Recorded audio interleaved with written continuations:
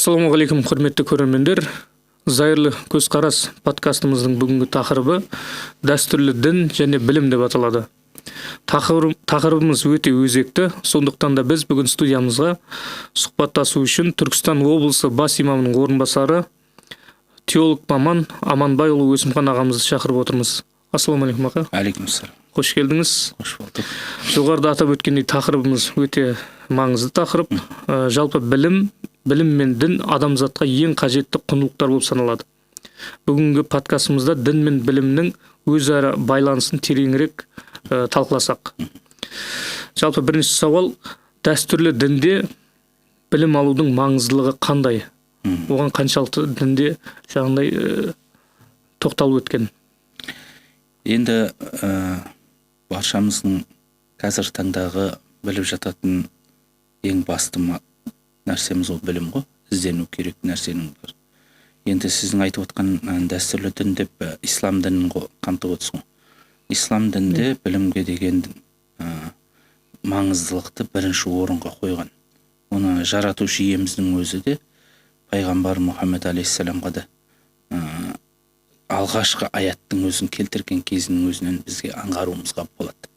Өйткені ол білімсіздіктің деңгейінде адамдар надандыққа түскен кезінде жаңағыдай өз ойларына, өздерінің нені дұрыс деп санайды, сол нәрсемен ол басқа адамға зұлымдық істеп кетуі де мүмкін.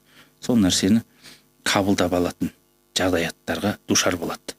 Ол әрине білімсіздік деңгейінің арқасында болып жатады. Міне солындай білімсіздіктің арқасында қараңғылық дейміз. Ол жаңағыдай жалпы ислами терминологияда надандық деп келтіріледі. Надандық деп. Білімсіздік деген мағынада ғой. Жалпылама айтайын деп тұрған нәрсеміз сол кезеңде, мысалы, білімсіз әбден ұшына жеткен шақта Алла тағалам адам баласына бірінші не керек екендігін көрсетті. Сол үшін бірінші аятта пайғамбарымыз Мұхаммед алейхиссаламға да келген қасиетті Құранның түсуіндегі бірінші аятта да не деді? Оқы деп келтірді Алла тағалам. Жаратқан Аллахтың атымен оқы. Саған білімді, жазуды үйреткен Алла тағаланың атымен үйрет. Міне бұл не деген сөз? Алла тағалам сізге ақыл бере отырып, жазуды, білімді үйреткендігін меңзеп отыр. Міне сол үшін бізге Алла сондай білімді, жазуды, және де Қалам сүресі дейміз, Нун сүресінде келтіріледі. Қалам сүресінде Алла тағалам не дейді? Сен бірінші Аллахтың атымен оқып, қалам жазуды үйреткен деп келтіріледі. Міне бұл нәрседе нені білдіріп тұр? Алла тағалам біріншінің әлемді жаратқан кезде де қаламды жаратқан, білімді жаратқан, білімді жазатын нәрсені жаратқан. Міне сол үшін біздегі ол білімді бірінші орынға қояды. Ислам діні білімді. Сол үшін пайғамбарымыз Мұхаммед алейхиссаламда оқу жазуды білмейтін пайғамбарды таңдап отырды. Ана өздігінен жазып алды, ол мықты білімді болғаннан кейін жазып алды деген жоқ. Алла тағала оған уахи арқылы білімнің не екендігін көрсетіп, солай жазуды үйреткізді. Сол үшін ислам діні ол білімді бірінші орынға қойды. Сол Құранның өзінде де неше түрлі білім бар. Биологиямызда бар, химиямызда бар, барлық соның ішіне салынған. Ғұламалардың бір сөзі бар. Осыған тереңірек тоқталайықшы. Осы жерде жаңағы Құранның кәрімнің ішінде әртүрлі ғылымдардың нелерінің негізі бар деген. Жалпы осы соңғы кездері әлеуметтік желілерден дін ғылымға қарама-қарсы, дін бар жерде ғылым жоқ, немесе білім жоқ деген сияқты сындар айтылып жатады. Жалпы дін ғылымның дамуына тосқауыл ма? Осы жаңағы жерден адамның дамуына, адамның өзінің дамуына өзі тосқауыл болады. Оған дін не емес? Ол дін деген нәрсе өзінің ішкі жан дүниесіндегі сенімі Алла тағала.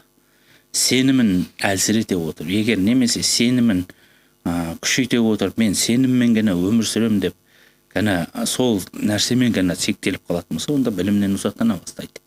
Бірақ адам бірінші сенімді ала отырып, білімге қол жеткізу керек. Ал сенімді нақтылап шегелеп жүрекке қадау үшін де білім керек болады.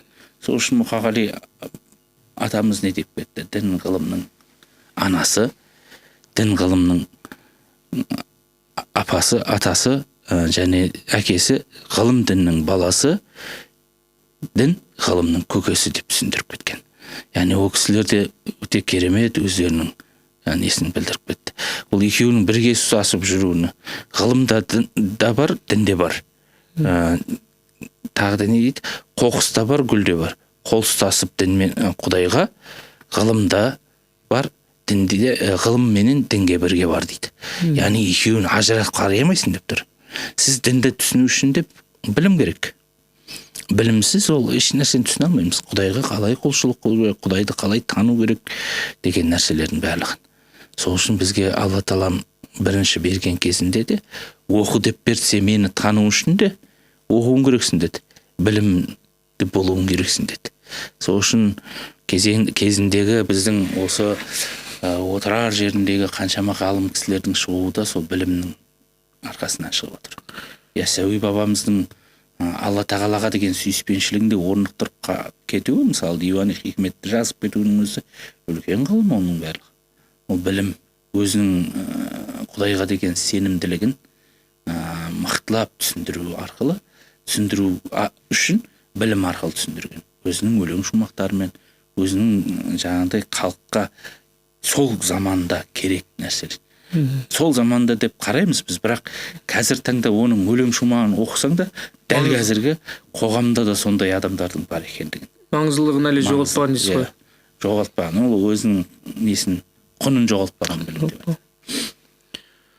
Жаңағы сөзімізді бөлініп кетті, ғалымдардың бір сөзі бар. Бүкіл кітап бір кітапты түсіндірілу үшін оқытылады деген. Өте керемет сөз бар. Енді соны қарап отырсақ, мысалы, біз биологияны да оқысақ, түбін зерттеп барған кезімізде неге барамыз? Ол нәрседе Құдайдың бір шектеуі бар. Лев Толстойдың өте керемет сөзі бар ғой, айтатын. Мен саналымын, мен білімдімін, мен ақылдымын деген адамның, парасаттымын деген адамның баратын соңғы нүктесі ислам болмақ деген. Өте керемет сөздер бар. Сол үшін біздің бабаларымыз ол дінсіз еш уақытта.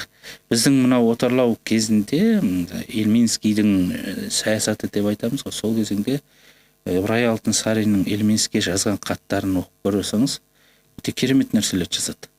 Яғни дінсіз мен рухани азғындыққа түсіргім келмейді оқушыларын деп жазған хаттарында. Жалпылама мен сізге толықтай мәтін емес, мағыналас мәтін ретінде айтып отырмын. Сол жерде жалпылама айтқанда мен араб әліппесіз сабақ бермеймін деген. Жарайды, сенің көрсеткен кириллиша әріптеріңді оқытармын, бірақ мен қосымша рухани азғындыққа түспеу үшін мен араб әліппесінен ұзақтатпаймын. Яғни Құраннан ұзақтатпаймын деген сөз ғой. Олсыз білім болмайды деген сөз. Демек, жаңағы айтып отқандай, әлеуметтік желілерде болсын, басқа кісілер кейбіреулер айтып жатады. Дін мен ғылым қарама-қайшы, дін ғылымға қарсы болады деген, бұл негізсіз әңгіме дейсіз ғой.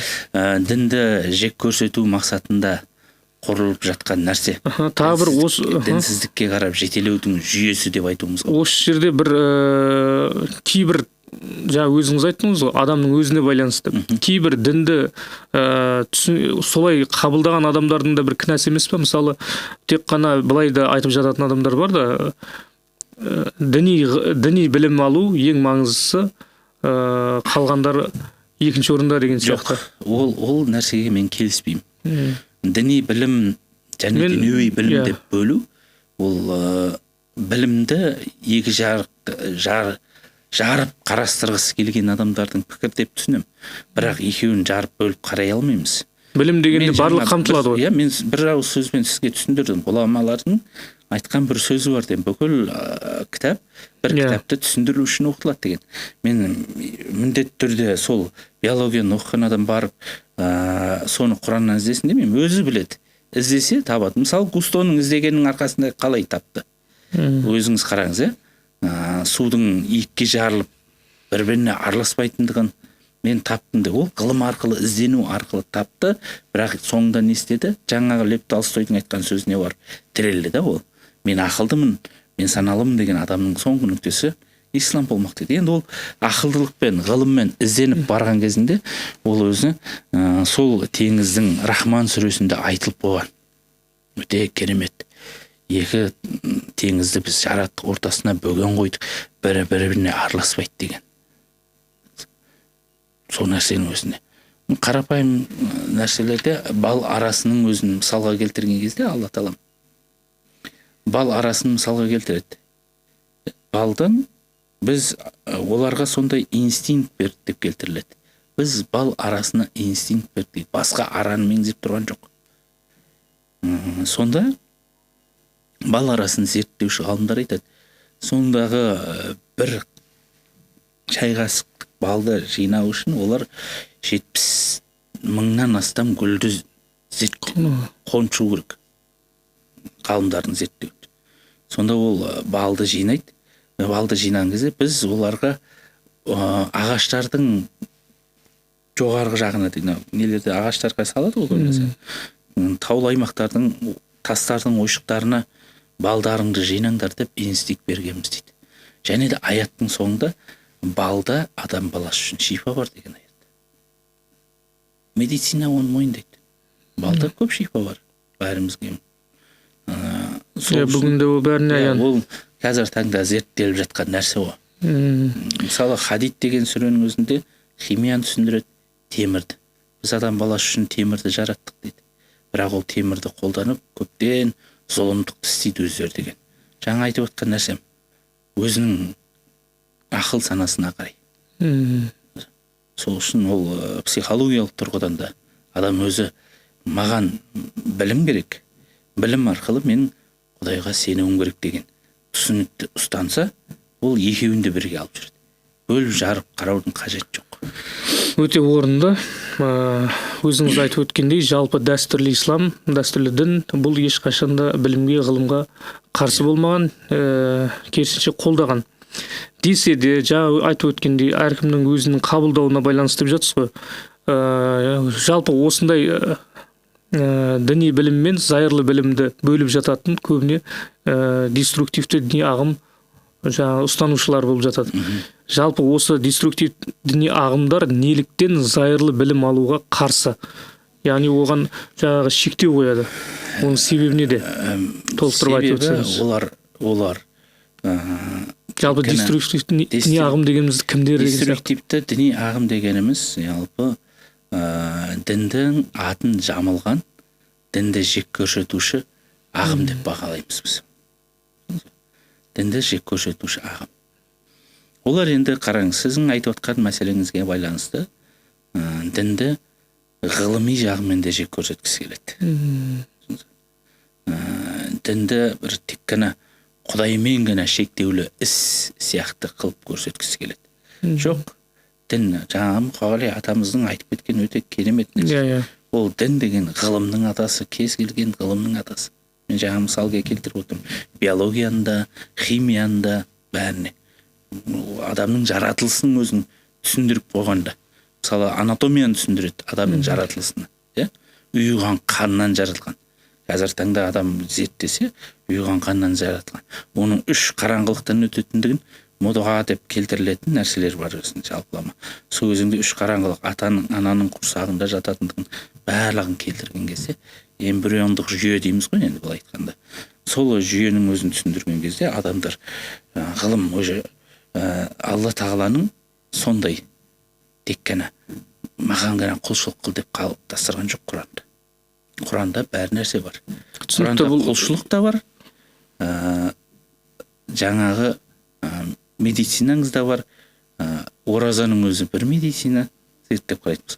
Енді жаңа деструктивті діни ағымға оралатын болсақ, ол нәрсе, олар осы нәрсенің барлығын тек қана Құранда айтылған жаңағы олардың мынандай жүйеде түсініктер бар ғой. Жаңағыдай зайырлы қоғамда біздің ғылымдағы озат болып жатқандарды кезінде ислам ғұламаларын тауып қойған нәрселерін кейіннен Европадан шыққан ғұламалар жалғастырып, алға көрсетіп шығарыпты, ортаға шығарды да ислам ғұламалары шеттеп қалып кетті. Сөйтті де нені шығарған ғалымдар өзге дін өкілдері немесе дінге сенбейтін адамдар болып шыққаннан кейін олардың бәрі кәпір жүйесіндегі кәпірлердің ілімдерін алмаймыз деген сананы қалыптастырды. Сол үшін олар дінге қайшылық әрекет жасады. Деструктивті діни ағымдардың көзқарасы осыда. Бірақ пайғамбарымыз Мұхаммед алейхиссаламның тарихын толықтай түсінген кезінде олар түсіне бастайды. Өйткені пайғамбарымыз Мұхаммед алейхиссалам Бәдір соғысында қолға түскен меккелік сызу жазу білетін адамдарды, оқу жазуды білетін адамдарға не деді? Барлығын көзін құртыңдар, білімділердің көзін құртыңдар деп отарлау саясатындағы саясатты ұстанған жоқ ол кісі. Ол кісі керісінше осы білімді адамдардың әрқайсысы 10 адамға әліппені үйретсе, одан кейін оны еркіндігіне жібереміз деді. Яғни ол кәпір мыналардан сабақ аламыз деген, сабақ алмаймыз деп қалыптастырған жоқ. Міне осындай нәрселерді олар түсінбегендігінің арқасында болды. Кезінде біз олармен жұмыс жасаған кезде, осы мысалдарды берген кезде олар тоқтап қалды. Олар ойланып қалды. Алдымызда талай келді. Балдарын мектепке бермеймін. Ой, ол кәпірдің жүйесіндегі мектеп, ол кәпірлердің жүйесімен оқытады деген сияқты түсініктермен. Әрине оларға жаңағы бірінші жерде сендер жаңағыдай біздің қолымызға қарап отырсыңдар. Сендерге бәр ғылымды, жаңағыдай білімді дінсіз адамдар береді, немесе өзге дін адамдар береді деген сияқты. Солардың несі де дарвинизмді кіргізуінің өзі де кезінде отарлау саясатында осындай топтарды шығарып, соған қарсы не қылдыру үшін, жүйелерді қалыптастыру үшін шығарылған. Міне осылардың барлығынан олар сондай сауатсыздыққа итермелеп, ал осылай артқа тарту ғой негізінде. Былайша айтқанда, жалпы дінді толық түсінетін адамға негізінде өзіңіз керемет айтып өтсеңіз, білімді болу керек. Сол білімді қысу арқылы бұлардың жаңағы надандықтан шығармаудың да бір амалы сияқты. Мысалы, сізге айтайын, Ибн Синаның кітаптары қазір таңда Оксфордта оқытылатындығы бәрімізге мәлім. Университеттерде оқытылады әлі келген дейін. Әрине ол түп нұсқамен оқытылмаса да аударма түрінде реттеліп оқытылып жатыр. Оның сол кезеңдегі ашып кеткен ғылымдары, мысалы Өзбекстандағы Ұлықбектің өзін ашып кеткен ғылымы қазір таңда астрономия ғылымының несі ғой? Бірінші темірқазығы деп айтуымызға болады ғой. Ол жолын көрсетіп бағыттап беріп кетті. Сол сияқты мынау оптика саласында, көздің саласында Ибн Сафидің қарапайым отырып өмір тарихын оқыған кезімде мен де таң қалдым. Жаңағыдай монша дейміз ғой, моншаға кіреді де, моншада пардың ішіндегі қысымның көзге қаншалықты әсер еткендігін көрсет, ол бірден шыға салымен қағаз бетіне түсіргенде осындай нәрселер болады. Қысымның, қанның қысымның жаңағыдай өзінен тәжірибелерін жазып отырған ғой. Сол нәрселердің барлығы қазір таңда олардың барлығы қолданыста. Олардың барлығы Әл-Фарабидің өзінің қаншама көрсетіп кеткен еңбектен. Сол бабаларымыздың білімін қолданған аталарымыз қазір таңда мынау қарапайым мысал айтайықшы, бәрімізге көзімізге көрініп жүрген Қожа Ахмет Яссауидің кесенесін барып көріңіздер. Ішіндегі тастың өзін қандай қазір таңда дамыған технология барының өзінде ол тастарды істей алмайды. Дұрыс па? Келісесіз ба? Қазір газобалықпен істеп жатыр тасты. Ол кезеңдері сазбалшықпен анау сана жақтағы Сауран елінен оны күйдірген кезде қойдың жүнін мен ешкінің жүнін араластырып отырып күйдіргендігі жаңағы тастардың арасында көгеріп кетпейтіндей, ауа қалдырып, ылғалданып кетпейтіндей ауа қалдыратын тесіктер қалдыруы, сол жүн арқылы тесіктер қалдырған екен. Олардың барлығы білімді білгеннен кейін, ғылымды білгеннің арқасында істеп отыр бабаларымыздың. Мысалы, қарапайым мынау Атырауда Сарайшық деген жер бар. Сарайшық музейінде бір кесе бар да, мен өзім көзіммен көрдім, сіздің алдыңыздағы мынау ақ парақтың салмағындай яғни салмағы бар кесенің жеңілдігі. Енді қатты жеңіл, енді дәл соның салмағындай болмаса да, бірақ жеңіл, қолға білінбейтіндей, былай айтқанда. Сол кесені қараңыз, сол кезеңдегі бабаларымыздың салған ғылымның арқасында. Сол кесе патшаның қасында тұрады екен. Патшаға қонақ ретінде келген адам қымыз ұсынса да, шұбат ұсынса да, немесе қымыран ұсынса да, сол кесеге құйдыртады екен. Кесеге құйған кезде кесенің түсі өзгереді, у бар болатын болса. Ол қайдан білді? Қандай технология? Технология дейсіз. Көрдіңіз ба? Ал мысалы кеше жаңа айтып отқан кесененің ішіне кірген кезіңізде де жабыстырылып, өзіңізде көрген шығарсыз, жабыстырылып тұрған кафельді жақындап барып телефоныңыздың жарығын түсіріп ішіне бетеп қарасаңыз, жаңағыдай Раушангүлдің бейнесіндей не бар. Бірақ ұзақтан көре алмайсыз кафельдерге. Қазір таңда ондай технология, мысалы дамып жатқан қаншама құрылғылар бар болса да ондай нәрсені істей алмайды. Оның барлығы бабаларымыздың тек қана дінмен ғана деп зікірін тартып отырғанның арқасы емес. Оның бәрі ғылыммен айналысқанның арқасы. Міне осының бәрі бабаларымыз жоқ, діннен бөлек деп қойған жоқ. Сол үшін біздің жаңа деструктивті діни ағымыз дәстүрлі исламға қарсы шығуының арқасы. Осы бабаларымыздың бәрін адасқан, жаңа айтып отырмын, шәкәрім шатасқан, құдай жаңа абайың адасқан деген пікірді ұстанып алаттағын өздерінше неғып отырды, құртқысы келіп отырды. Керемет аға, әдемілеп мысалмен келтірдіңіз. Жалпы біздің мынау зайырлы діни білім деп қақ бөліп, оны жаңағындай білімді екіге бөлудің өзі қателік, ал оны бөліп жүргендер жалпы жат діни ағымдарының идеологиясына сәл уланғандар дейсіз ғой. Енді аға, көрермендерімізге ақпарат болу үшін, мәлімет болу үшін, мынау елімізде қандай діни оқу орындары бар? Және отандық оқу орындарында оқудың маңыздылығы қандай? Мен енді жаңа бері айтып жатсыз, зайырлы дегенді жалпы халық түсінсін деп бір кішкене қозғап кеткім келіп тұр. Зайырлы дегеніміз жалпы терминологиясына қарайтын болсақ, оларды елді діни қағидатпен басқару деген мағынаны білдіреді зайырлы деген негізінде. Бізде негізінде ол нәрсені кіргізіп тұрған жоқпыз.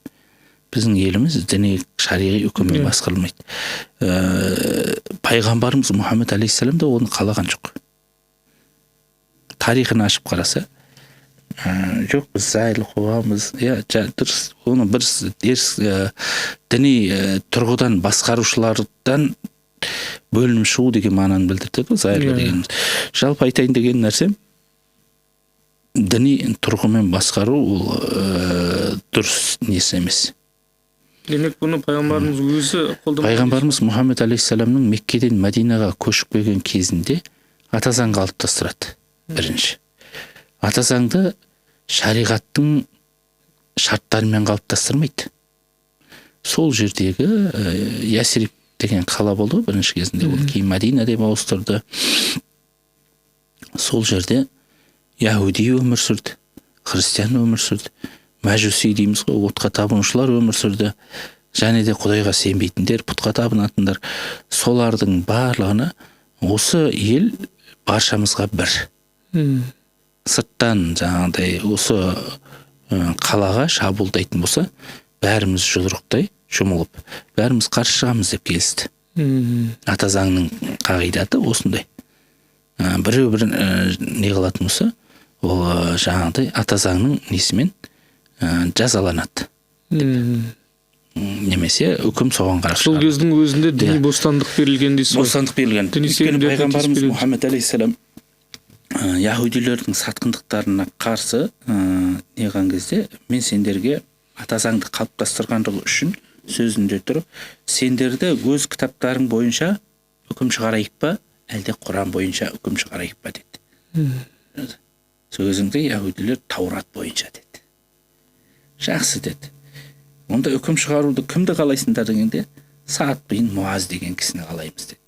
Олар өздерінше Саад бин Муазды яһудилермен бұрыннан келе жатқан ата бабасынан бірге араласып келе жатқан, яғни бізге болсады ғой деп ойлады ғой. Саад бин Муаз пайғамбарымыз Мұхаммед алейхиссалам айтқаннан кейін амал жоқ, жарайды деп келісті, бірақ ол Тауратты өте терең білетін адам еді. Сөйтті дағыны оларға несі Таурат бойынша үкім шығару керек болды. Сонда яһудилер қолымен жауып тұрды, өздерінің үкімдерін өздері қолымен жауып тұрды. Білді, жазасы өздеріне қиын екендігі сатқындардың. Сонда Саад бин Муаз айтады, қолыңды ал дейді. Алса, мына жердегі жазылып тұрған бөлімде не дейді? Сатқын адамдарды елден шығару керек. Ата заңда басында келіскен келісімді бұзып сатқындық қылғандарды елден шығару керек деді. Яһудилер солай елден шығарған болатын. Міне пайғамбарымыз Мұхаммед алейхиссалам қаласа сол жерде шариғатпен болды, сатқын адамдарды осылай жазалау керек, немесе былай қылу керек деген нәрсені істеу керек еді. Жоқ, өздеріне еркіндігіне қойды. Сол үшін Құранда аятқа мойынсұнды пайғамбарымыз саллаллаху алейхи ва саллям, ла икраха фид-дин деп. Сол айтатынымыз бірінші мәселеде пайғамбардың тарихында жақсылап түсініп алу керек, оқып алу керек. Анау кез келген кезінде деструктивті діни ағымдардың жетегінде жүрген бауырларымызға да осы нәрселер түсіндіргенбіз. Олар кейіннен біраз ойланған, ой салған. Өйткені оларды жоқ, сен тек Құдайға сенуің керек, ақидаң мықты болу керек деген қалыптастырған бір фундаменттік дейміз ғой, фундаменталистік көзқарасты біз барынша қолымыздан келгенше түсіндіруге, осы бағытпен түсіндіру арқылы олар ақыл кеңесін жүргізу арқылы түсіне бастады ғылымның керек екендігін. Енді жаңағы соңғы сұрағыңыз, қазір таңда қандай діни оқу орындары бар және отандық оқу орындарында оқудың маңыздылығы қандай? Мен жалпы айтар едім, мен кезінде мынау бірінші жалпы оқу орындарды айтайықшы. Қазақстан мұсылмандар діни басқармасының қарама-қарсысында университетіміз, Нұр-Марак университеті оқуымыз бар. Университетіміз және де 9 медресеміз бар. Өзінің Қазақстанның Ақтөбеде бар, Шымкентте бар, өзіміздің неде Сарыағашта бар, Алматыда бар деген сияқты көптеген медреселеріміз бар. Енді ол медреселерде тек қана біз қазір таңда ол жерде тек отырып алып таңнан кешке дейін Құран оқуды қойып отқан жоқпыз. Ол жерде тарихта өтіледі, психологияда өтіледі, барлық енді сол салада керекті білімдерді беріп жатыр. Жалғыз неге қалыптасып кеткен жоқ. Енді жалпылама осындай университеттер болсын, барлық жерлерде, мысалы осы университетте мысалы дінтану бар деп естідік. Жалпылама айтатын болсақ, дінтану сабағын мен айтар едім, кез келген университеттің кез келген мамандығына алдағы уақытта құдайсыздыққа немесе діни деструктивті діни ағымдардың жетегіне кетпеу үшін оларға бір әліппе ретінде оқытып жүру керек деп ойлаймын, бірінші курс ретінде. Өйткені жаңадан келгенсіз.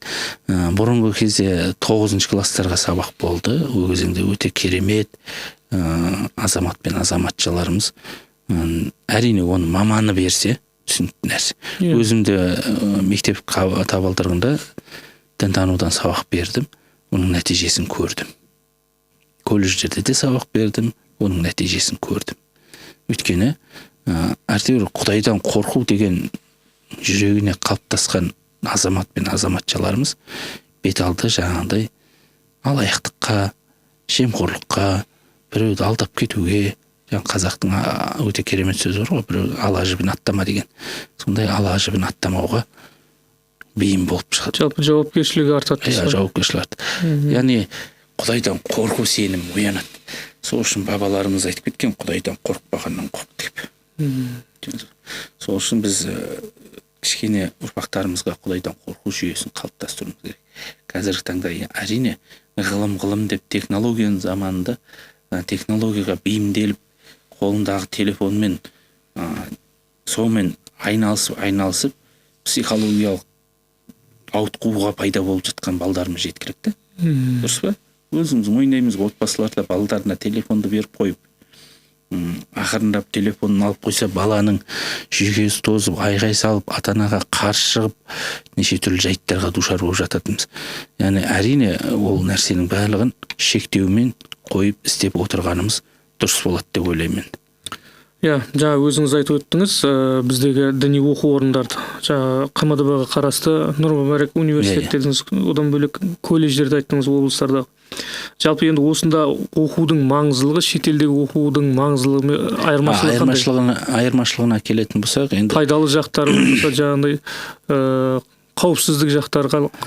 Мен енді жалпы айтайын дегенім, шетелге барып оқимын деген азаматтармен оларға бармасын деген нүкте қойғым келіп тұрған жоқ. Шетелге барып оқу ол тәжірибе. Бірақ шетелге барып оқымастан алдын өз елімізде оқығанды абзал көрем. Бірінші орында өз елімізде оқып, діни көзқарасын осында фундаментін қалыптастырып алу керек. Қосымша ар жақта өзіңізге де мәлім ғой, үйдің фундаменті, түп нұсқасы мықты болса, ар жағында кірпіші жақсы қаланып кетеді. Сол үшін Абай атамыз сенде бір кірпіш дүниеге, кетігін тапта бір қалам деп өте керемет еткен. Сол үшін өзінің елінде, өзінің тілінде, өзінің дәстүрінде, өзінің менталитетінде жүріп, не қылу керек? Фундаментті қалыптастыру керек.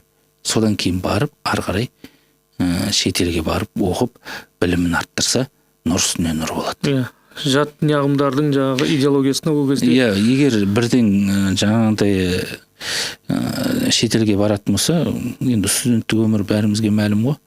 Ашта боласын, тоқта боласын деген сияқты.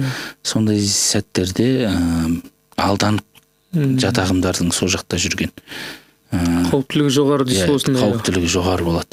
Жат ағымның жетегінде кетіп те, өзінің елін сүймей келіп, өзінің ата-анасын жек көріп келіп атқан қаншама жастарымыз да бар. Онда ескергеніміз дұрыс. Соның несінде айтатынымыз, бұл бірінші орында кез келген жастарымыз осы еліміздегі ұстаздардан білім алып, оқу орындардан білім алып, бірінші жүйесін қалыптастырған дұрыс болады. Өте керемет аға. Бүгін біз мына сұхбатымызда, подкастымызда осы дін мен білімнің ара жігін жақсылап талқыладық деп ойлаймын. Жалпы жоғарыда айтып өткеніміздей, құрметті көрермендер, дін мен білім ол адамзатқа қажетті құндылықтардың ең маңызды бір бөлігі болып саналады. Бүгінде мына ағамыздан жақсы ақпараттар, мәліметтер алдық. Жалпы ғылым білімге ешқашанда дін тосқауыл болмаған. Тек қана бұл жекелеген тұлғалардың өзіне байланысты және өзінің көзқарасына байланысты дедік. Аға, сізге сұхбатқа келіп, сұхбаттасқаныңыз үшін, пікіріңізбен бөліскеніңіз үшін сізге үлкен алғысымызды білдіреміз. Құрметті көрермендер, бүгінгі бағдарламамыз осымен тәмам. Келесі бағдарламада жолыққанша сау болыңыздар.